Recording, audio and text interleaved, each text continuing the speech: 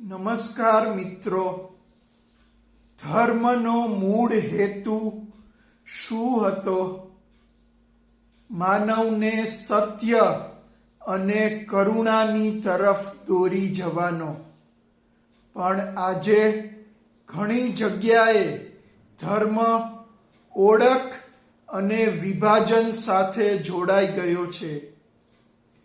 Global vision 2050 કહે છે, સાચો ધર્મ એ છે જે માનવ મૂલ્યો શીખવે, સત્ય, અહિંસા, કરુણા અને સદાચાર.